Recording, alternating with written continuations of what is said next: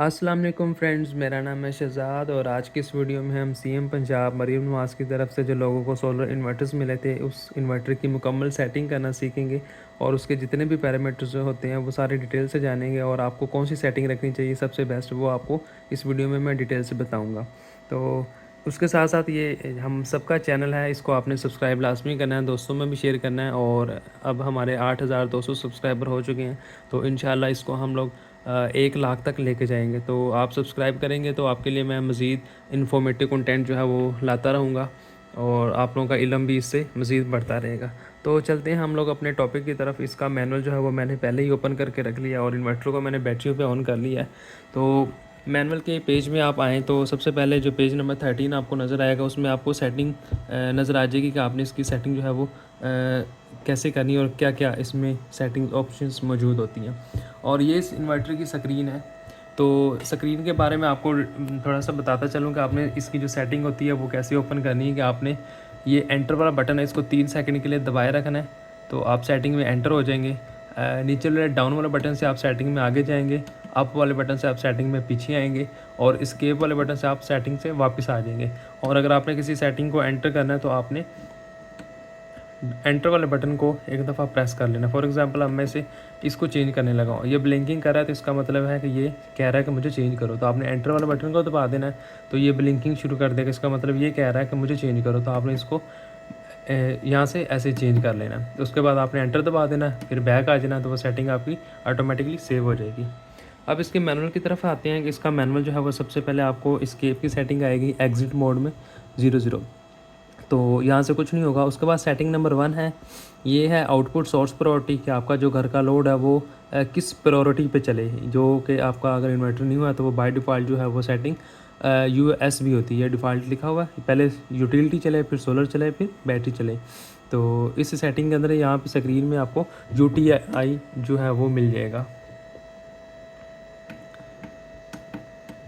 ये देखें यहाँ पे ये UTI मतलब यूटिलिटी, ये UTI और USB दोनों सेम काम करते हैं। इसका मतलब पहले सोलर चले तो फिर पहले वापडा चले, फिर सोलर चले, फिर बैटरी चलेगी। तो आपने इसको SBU मोड में कर लेना है अगर आपकी लिथियम बैटरी लगी है। अगर आपकी लिथियम बैटरी नहीं है तो आप इसको SUB कर लें तो सबसे अच्छा है। पहले सोलर चलेगा, फिर आपकी वापडा इस्तेमाल होगी, फिर बैटरी आपकी इस्तेमाल होगी।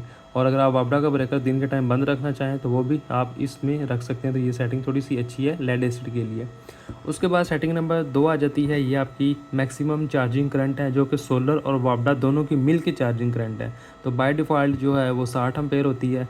और अगर आप इसके साथ 4 पैनल 5 पैनल लगा देते हैं और बैटरी कोई भी लेड एसिड लगा देते हैं तो वो 60 एम्पेयर बाय डिफ़ॉल्ट। अगर इसको चेंज नहीं करेंगे तो आपकी बैटरी ख़राब हो जाएगी। आपने उसको 20 एम्पेयर या 30 एम्पेयर या 40 एम्पेयर इससे ज़्यादा आपने नहीं देना अगर आपने पैनल पूरी कैपेसिटी में लगाए हैं।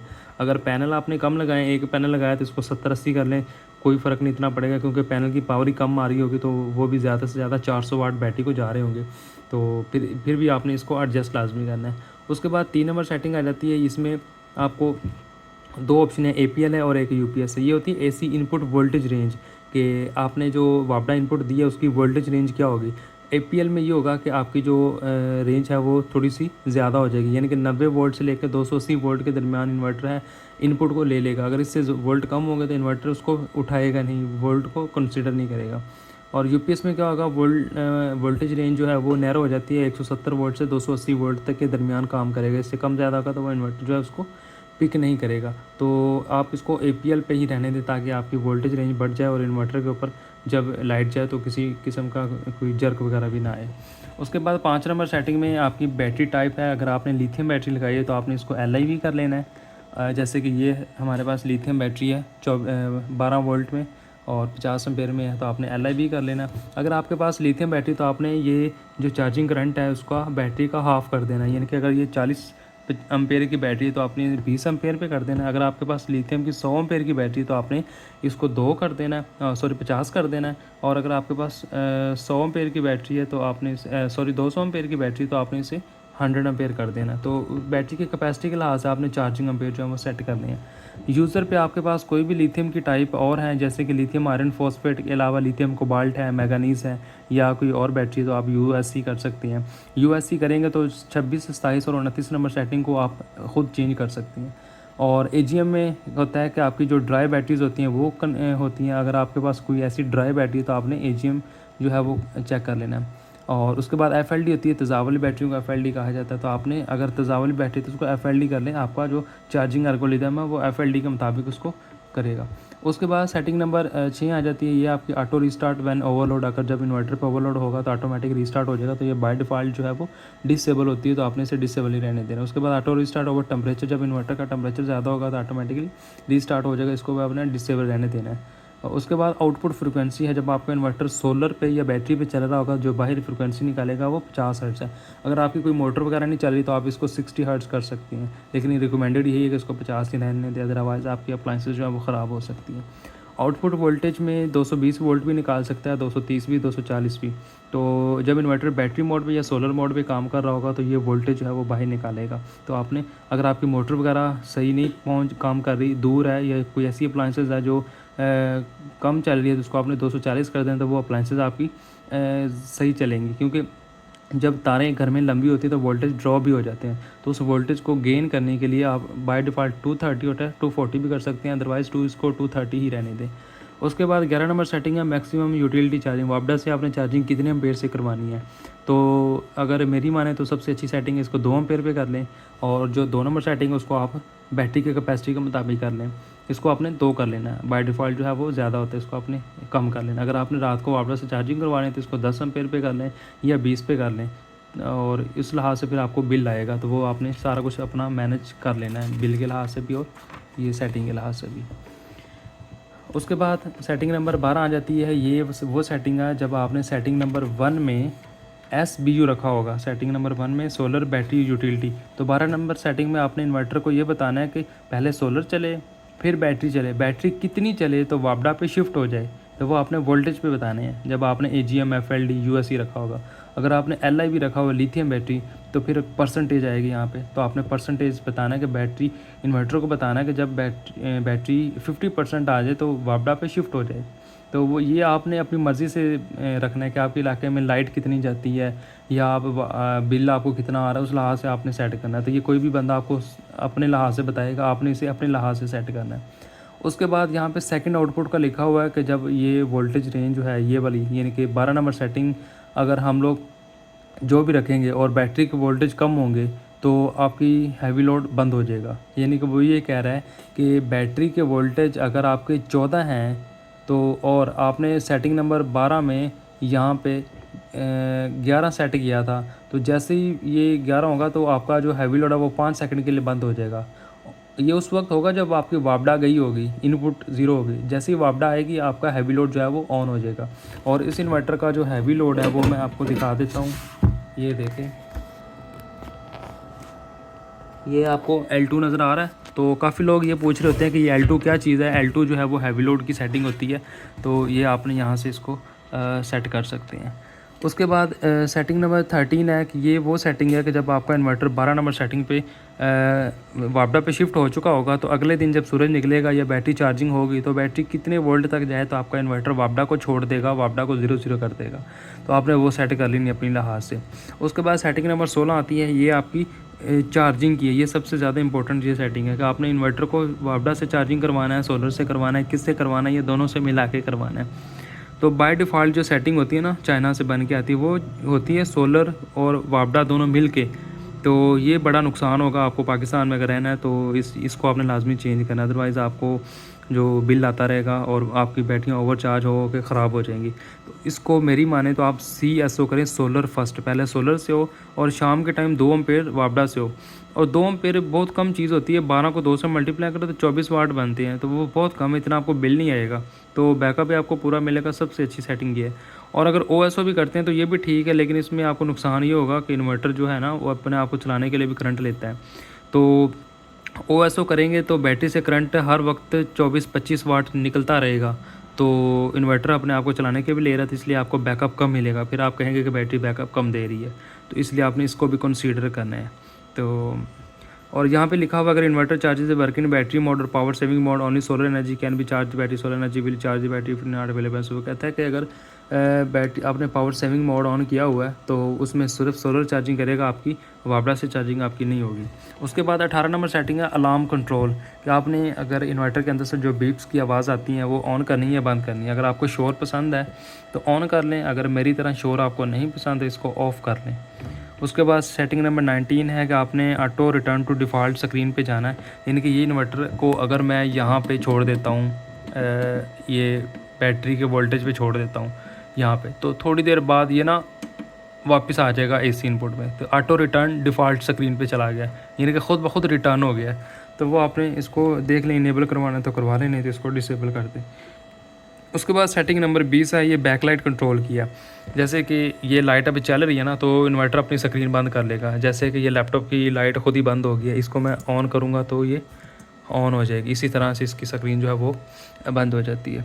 उसके बाद beeps while primary source is interrupted, इसका मतलब है कि अगर आपने सेटिंग नंबर 1 में जो भी रखा होगा ना, तो पहले वापडा आएगी, सोलर आएगा, बैटरी रिमूव होगी या ऐड होगी तो ये आवाज़ें निकालेगा। तो आपने इसकी जो साउंड्स हैं वो ऑन कर लेनी है या ऑफ़ कर लेनी है। तो इसका भी वही केस है, शोर पसंद है तो कर लें, नहीं तो रहने दे।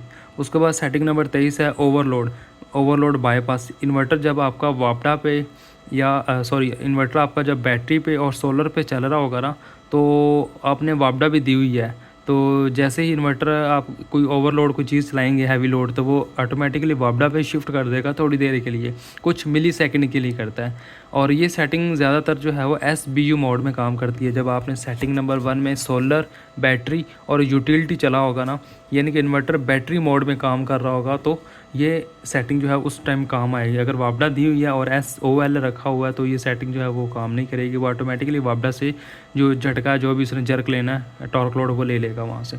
25 नंबर सेटिंग जो है वो रिकॉर्ड फॉल्ट की है। इन्वर्टर अपने अंदर कोई भी फॉल्ट आएगा तो उसको रिकॉर्ड कर लेगा। 26 नंबर सेटिंग बहुत इंपॉर्टेंट है, ये बल्क चार्जिंग वोल्टेज की है। लिथियम बैटरी हो, ड्राई बैटरी हो, लेड एसिड हो या टॉल ट्यूबुलर हो या कोई भी बैटरी हो, तो उसके वोल्टेज जो है वो सेट किए जाते हैं। अगर आपने सेटिंग नंबर 5 में FLD रखा हुआ है फ्लडेड, तो ये ऑटोमेटिकली सेट हो जाएगा। अगर आपने AGM रखा हुआ तो ये ऑटोमेटिकली सेट हो जाएगा। अगर आपने लिथियम रखा हुआ है तो कुछ केसेस में ये ऑटोमेटिकली सेट हो जाता है, कुछ इन्वर्टर्स में, और इसमें भी ऑटोमेटिकली सेट हो जाता है, आप उसको चेंज नहीं कर सकते। आपने अगर इसको चेंज करना है ना, तो इसको आपने फिर यूज़र पे रखना है। 5 नंबर सेटिंग में USE रख लेना है, ये जो सेटिंग है ना USE वाली, उसको आपने ये रख लेना है, तो तब ये आपकी सेटिंग कामयाब होगी। इसकी जो रेंज होती है ना वो 12.5 से 15.5 होती है, यानी कि दुनिया में जितनी भी लिथियम या कोई भी बैटरीज आएंगी वो इस रेंज के अंदर होंगी, तो ये इन्वर्टर उसको वोल्टेज प्रोवाइड करेगा। कल को अगर नई बैटरीज आती हैं, सोडियम आती हैं या कोई भी नई टेक्नोलॉजी आती है, अगर उनके वोल्टेज जो है वो बल्क चार्जिंग वोल्टेज कोई 16-17 होते हैं, तो ये इन्वर्टर सपोर्ट नहीं करेगा, फिर आपको वो बैटरी के वोल्टेज कहीं और से सेट करवाने पड़ेंगे। उसके बाद सेटिंग नंबर 27 आती है फ्लोटिंग वोल्टेज के हैं। बल्क वो वोल्टेज होते हैं जिस वोल्ट पे आपने बैटरी को चार्ज करवाना है। 12 वोल्ट की बैटरी को 12 वोल्ट देंगे तो वो कभी भी चार्ज नहीं होगी। हमेशा पोटेंशियल डिफरेंस जो है वो करंट उस वक्त फ्लो करता है जब किसी चीज़ का पोटेंशियल ज़्यादा हो। तो आपने ये बैटरियों का पोटेंशियल जो है वो 5-6 वोल्ट जो है या 4-5 वोल्ट ज़्यादा रखना होता है। 12 से आपने 14.3 रख देना लिथियम के केस में, और 14 पॉइंट आपने 8 या 7 रख देना ट्यूबुलर के केस में। और उसके बाद फ्लोट वोल्टेज वो होते हैं जिस वोल्ट पे आपकी बैटरियाँ जो है वो फ्लोट कर रही होती, तैर रही होती हैं, यानी कि बैटरी को थोड़ा थोड़ा करंट जो है वो जा रहा होता है ताकि बैटरी जो है अपनी डेंसिटी पावर लॉस ना करे। ये मोस्टली जो है वो लेड एसिड में या AGM में होता है। जो लिथियम के केस में होता है उसमें ना फ्लोट वोल्टेज जो है वो नहीं दिए जाते। लिथियम के केस में फ़्लोट और बल्क दोनों सेम रखे जाते हैं। तो एक भाई का ये भी सवाल आया था कि लिथियम को आपने फ़्लोट वोल्टेज कम देने हैं, तो आप ना किसी एक्सपर्ट से पूछें तो वो भी आपको यही कहेगा, या बल्कि गूगल से पूछ लें, AI से पूछ लें, आपको वो भी यही कहेगा कि फ़्लोट वोल्टेज जो है वो लिथियम को नहीं दिए जाते, वो बल्क और फ्लोट दोनों सेम ही रखे जाते हैं। तो ये चीज़ आपने अपने इल्म में इजाफे के लिए उसमें एडिशन कर लेनी है। उसके बाद सेटिंग नंबर 29 आती है, ये लो DC कट ऑफ है कि आपने बैटरियों को कितने वोल्ट पे जाके कट ऑफ करवाना है। लिथियम के केस में आपने इसको 11.7 या 6 कर लेना है, अगर आपने यूएससी रखा हो, अगर यूएससी नहीं रखा हो तो ऑटोमेटिकली कट ऑफ हो जाएगा। और तेज़ाब वाली बैटरियों के लिए आपने अगर एफएलडी यूएससी रखा हो, एफएलडी और एजीएम रखा हो तो वो खुद ही 10.5 पे कर लेगा। अगर आपके पास कोई ऐसी बैटरी है यूएससी रखा हो तो इसको आप इंक्रीज़ कर सकते हैं। तो इसको नॉर्मली कम से कम 10.5 ही रखें ताकि आपको बैकअप भी पूरा मिले और बैटरी की लाइफ भी ठीक ही रहे। तो इसकी जो रेंज है वो 10.0 से लेकर 13.0 तक है। तो इसको आप 10.5 भी कर सकते हैं, 10.0 भी कर सकते हैं। बैटरी की लाइफ में इतना ज़्यादा आपको फ़र्क नहीं पड़ेगा। और अगर परसेंटेज है तो आपने इसको लिथियम के केस में 20% कर देना ताकि बैटरियों की लाइफ जो है वो आपकी बढ़े। उसके बाद सेटिंग नंबर 30 आ जाती है। बैटरी इक्वलाइजेशन ही की होती है। लिथियम को इक्वलाइजेशन नहीं किया जाता, सिर्फ तेज़ाब वाली फ्लडेड एफएलडी बैटरीज़ को, ट्यूबुलर को, डीप साइकिल को, लेड एसिड को इक्वलाइज किया जाता है। इक्वलाइजेशन में ये होता है कि बैटरी के जो तेज़ाब होता है प्लेट्स के ऊपर, वो तेज़ाब जो है वो आहिस्ता आहिस्ता पानी के अंदर शामिल होना शुरू हो जाता है, जिससे प्लेट जो है वो बिल्कुल ख़ाली होना शुरू हो जाती है ताकि जो उसके अंदर सल्फ्यूरिक एसिड उसकी ग्रेविटी बढ़ जाए और बैटरी जो अपना बैकअप टाइम बढ़ा ले। असल इसमें होता ये है कि जो इन्वर्टर है ना वो वोल्टेज बहुत ज़्यादा कर देता है उसके स्पेसिफिक टाइम के लिए। बैटरियों को वोल्टेज ज़्यादा वोल्ट से चार्ज करता है, तो ये इक्वलाइजेशन होती है। बाकी इक्वलाइजेशन के वोल्टेज आपने खुद सेट करने हैं, टाइम सेट करना है, इक्वलाइजेशन टाइम आउट करना है कि कितने मिनट बाद खुद ही बंद हो जाए, इक्वलाइजेशन इंटरवल है कि कितने दिनों के बाद हो। तो वैसे नॉर्मल जो न्यू बैटरी होती है उसको करने की ज़रूरत नहीं होती। आपने जो पुरानी बैटरीज अगर ख़राब हो चुकी है तो उसको आप ये कर सकते हैं, हो सकता है कोई फ़र्क पड़ जाए इससे, लेकिन आपको किसी तरीके से करवाना है तभी आपकी बैटरी को फ़र्क पड़ेगा। अदरवाइज़ इसे अगर ऐसे ही छोड़ देंगे तो ये आपको कोई फ़र्क नहीं पड़ेगा, इवन कि आपकी बैटरी ख़राब हो सकती है अगर आपने न्यू लगाई है तो। उसके बाद सेटिंग नंबर 40 आ जाती है। ये आपकी है डिस्चार्ज लिमिटेड करंट। डिफ़ॉल्ट जो है वो ऑफ़ रखा जाता है और आप इसे अपनी मर्ज़ी से कम ज़्यादा कर सकती हैं। ये वो सेटिंग होती है कि जब आपने इन्वर्टर को बैटरी पे चलाया होगा तो बैटरी से मैक्सिमम कितना करंट निकल सकता है, तो वो आपने खुद सेट करना है। आपने इसको ऑफ़ ही रहने देना है और इन्वर्टर को अभी ओवरलोड ना करें, वैसे इसको चलाएं। अगर इसको आप लिमिट कर देते हैं कि तजावल बैटरी अगर आपने 200 एम्पेयर की लगाई है तो आप कहते हैं कि 100 एम्पेयर से ज़्यादा करंट ना निकले, तो आप इसको सेट कर सकते हैं। तो उससे ये होगा कि बैटरी से ज़्यादा करंट नहीं निकलेगा, हैवी लोड चलेगा नहीं, बैटरी की लाइफ बढ़ जाएगी आपकी। और अगर लिथियम है तो लिथियम के केस में आपने इसको चेंज करने की ज़रूरत नहीं, इसको वैसे ही रहने दें ताकि लिथियम जो है वो इतना लोड बर्दाश्त कर लेती है, वो काफ़ी अच्छी बैटरीज होती हैं तो उसको कुछ नहीं होने वाला। उसके अंदर वैसे भी BMS होता है। उसके बाद सेटिंग नंबर 42 आ जाती है। ये कुछ इन्वर्टर्स में होती है, कुछ इन्वर्टर्स में नहीं होती। वोल्ट्रॉनिक के मोस्ट इन्वर्टर्स में ना ये सेटिंग जो है वो होती है 42 नंबर, और इसके आगे एक और आएगी वो सेटिंग भी इसमें मौजूद होती है। ये इसका मतलब है adjustment parameters for earth LED। अगर आपका बाहर वाला जो वापडा वाला मीटर है उसके अंदर अर्थ की लाइट ऑन हो जाती है ना, तो वो उसको ऑफ़ करवाने के लिए ये आपने सेटिंग कर लेनी है। अच्छा, अब अर्थ की लाइट तब ऑन होगी जब आपका इन्वर्टर SUB या SOL पे काम कर रहा होगा। पहले सोलर, फिर यूटिलिटी, फिर वापस, यानी कि इन्वर्टर लाइन मोड में काम कर रहा होगा। अब इन्वर्टर में भी ना दो फंक्शन होते हैं, एक इन्वर्टर लाइन मोड में होता है और एक इन्वर्टर जो होता है वो बैटरी मोड में काम कर रहा होता है। लाइन मोड में ये होता है आपका इन्वर्टर जैसे ही वापडा पे शिफ्ट हो गया ना तो वो लाइन मोड कहलाएगा। और अगर वापडा उसने ज़ीरो की हुई है, चाहे वो SBU से की हुई है या आपने ब्रेकर बंद किया हुआ, तो वो सोलर और बैटरी से काम करेगा ना तो वो बैटरी मोड कहलाएगा, इसलिए वो किया जाता है। अगर आपका इन्वर्टर लाइन मोड में है तो आपने 42 नंबर सेटिंग को आहिस्ता आहिस्ता कम ज़्यादा करना है। तो आपने बाहर मीटर की लाइट देखते जाना है, तो जहाँ पे ये ज़ीरो हो जाए ना आपकी लाइट, तो वहाँ पे आपने इसको ऑफ़ करवा देना। ये -30 से 30 होता है। असल में ना ये करंट होता है जो स्टैंडर्ड, जो मीटर का स्टैंडर्ड है उसको कैलिब्रेट करने के लिए होता है कि आपका जो अर्थ वाली जो न्यूट्रल वायर होती है ना उसके अंदर ना फेज़ आना शुरू हो जाता है। इन्वर्टर के अंदर ना करंट बैक आ जाना शुरू हो जाता है। वो उस फेज़ को कंट्रोल करने के लिए ना ये जो मिली वोल्ट एम्पेयर हैं इनको सेट किया जाता है। तो आपने बारी बारी चेक कर लेना, -30 से 30 जहाँ तक स्टॉप हो जाए तो उसको आपने इसको ओके कर देना है। उसके बाद 43 नंबर सेटिंग है, ये ग्रिड फीडिंग की सेटिंग है। अगर आपका ग्रिड मीटर लगा हुआ है तो आप इसको इनेबल करवा सकते हैं। आप अपनी भी जो एक्स्ट्रा बिजली है वो वापडा को वापस भेज सकते हैं। आप इस इन्वर्टर के ऊपर 4 पैनल लगाएं, 4 या 5 पैनल लगाएं फुल कैपेसिटी में 600 वाट वाले, और इसकी ग्रिड फीडिंग ऑन करवा दें, लिथियम बैटरी लगाएं और इसके ऊपर लोड चलाएं छोटा मोटा कंप्यूटर वगैरह, तो ये इन्वर्टर आपको बेहतरीन रिज़ल्ट देगा और बहुत ही अच्छा चलेगा। उसके बाद 44 नंबर सेटिंग आ जाती है। अच्छा, अगर आपने ग्रिड फीडिंग वैसे मीटर पे ऑन की हुई है ना तो आपको बिल आएगा और इन्वर्टर वापडा की मीटर की रिवर्स लाइट भी ऑन हो जाएगी।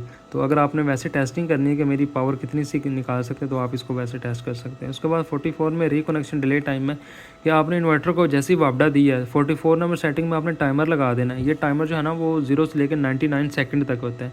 आपने इसको मिनट में कन्वर्ट कर लेना कि 999 सेकंड कितने मिनट्स बनते हैं।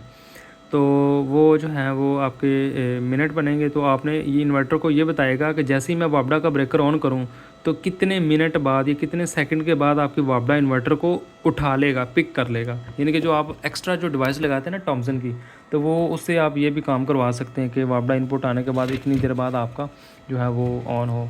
अक्सर ये लोग जो है वो फ्रिज में करवाते हैं कि फ़्रिज के ऊपर टाइमर लगाते हैं कि वो जैसे ही वापडा आए तो फ्रिज चलना शुरू हो जाए ताकि फ्रिज जो है वो ख़राब ना हो।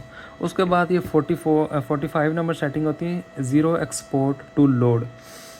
असल में ना ये होती है रिवर्स एलईडी को ऑफ करवाने के लिए। जैसे कि हम लोगों ने पीछे सेटिंग नंबर 42 में देखा था अर्थ एलईडी थे ना वापडा की, इसी तरह से वापडा की एक लाइट होती है रिवर्स वाली, वो ऑन हो जाती है। तो उसको ऑफ़ करवाने के लिए ना ये सेटिंग की जाती है। असल में ना इसमें होता ये है कि जिस इन्वर्टर में ग्रिड फीडिंग की ऑप्शन होती है ना वो ऑटोमेटिकली थोड़ा सा रिवर्स करंट भेजना शुरू कर देते हैं। कुछ इन्वर्टर्स में सीटी आती है करंट ट्रांसफॉर्मिंग डिवाइस, वो करंट को लिमिट कर देती है कि करंट वापस जाएगा नहीं सेंस करके। तो इस इन्वर्टर के अंदर सीटी तो नहीं होती, अदरवाइज़ इसको ना आप 45 नंबर सेटिंग से ना कैलिब्रेट कर सकते हैं। ये भी कैलिब्रेशन होती है, पावर होती है असल में। इसको मैं आपको ना पढ़ के सुना देता हूँ, शायद आपको ज़्यादा क्लियर हो जाए। If reverse LED of meter is on it can be off by adjusting the parameter if the unit is in line mode. ये देखें लाइन मोड की बात कर रहा है कि आपका इन्वर्टर जब वापडा पे शिफ्ट हो चुका होगा। This program can be set up, setting range is from 0 to 500 watt, increment of each click is 10 watt. वो ये बता रहा है कि आपने जो रिवर्स आपकी एलईडी ऑन होगी है ना, तो इसका मतलब इन्वर्टर वापडा को करंट वापस भेज रहा है। तो आपने इसकी कैलिब्रेशन करनी है कि वापडा को करंट वापस ना भेजो। तो ये जो इसकी रेंज है ना वो 0 से लेके 10 वाट के डिफरेंस से होती है, वो पावर आपकी ये बढ़ती जाएगी। बाय डिफ़ॉल्ट 100 होती है तो आपने इसको 100 ही रहने दें। अगर रिवर्स लाइट ऑन होगी तो फिर आपने इसको चेंज करना है। तो ये आपकी वैल्यू जो है वो कम ज़्यादा होती रहेगी। अगर आपका इन्वर्टर बैटरी मोड पे काम कर रहा है तो फिर ये आपको कुछ नहीं दिखाएगा। ये देखें यहाँ पे if unit is not in line mode, ये कुछ नहीं दिखाएगा। तो रिवर्स लाइट आप यहाँ से इसकी ऑन कर सकते हैं। मज़ीद इसके बारे में आप जो है वो यहाँ से पढ़ के आप इसको कर सकते हैं, डिटेल से देख सकते हैं। उसके बाद सेटिंग नंबर 50 है जो कि सबसे इंपॉर्टेंट सेटिंग है। जब आपने इस इन्वर्टर को लेना है तो आपने यहाँ से बैटरी को एक्टिवेट लाजमी कर लेना है। बैटरी एक्टिवेट करेंगे तो तब ये बैटरी को चार्ज करेगा, बैटरी को उठाएगा और उसको बेहतरीन चलाएगा। तो इसको ऑन करवाने के लिए ना आपने BDS कर देना है, BDS। और इसको ऑफ़ करवाने के लिए आपने BAT battery 50 number setting BEN कर देना है। तो बैटरी आपकी ऑफ़ हो जाएगी। बाय डिफ़ॉल्ट जो है वो सेटिंग ऑफ़ होती है। और लास्ट वीडियो में जो मैंने अपलोड की थी ये वाली वीडियो, जिसमें मैंने ये मैंने इसमें सेटिंग बताई थी ना, ये वाली वीडियो, इसमें तो मैंने शायद इसको सही एक्सप्लेन नहीं किया होगा कि मैंने ये कहा होगा। तो आपने इसको ON वाली साइड पे कर लेना है, BDS। कंपनी को चाहिए था कि इसको ना BEN कर देते, यानी कि जहाँ पे बैटरी को, ये BEN का मतलब बैटरी इनेबल। तो ये ऑप्शन इनको ऊपर रखनी चाहिए थी, वो ऑप्शन इनको नीचे रखनी चाहिए थी। बहरहाल जो भी है इनसे ये मिस्टेक हुई है या क्या हुआ, उन्होंने ये गलत यहाँ पे लिखा हुआ है और स्क्रीन में भी उन्होंने गलत दिया हुआ। बहरहाल आपने चलना इसी के मुताबिक, आपने बैटरी को ऑन करना है तो आपने इसको BDS कर देना है। तो यहाँ पे आप इसको पढ़ सकते हैं।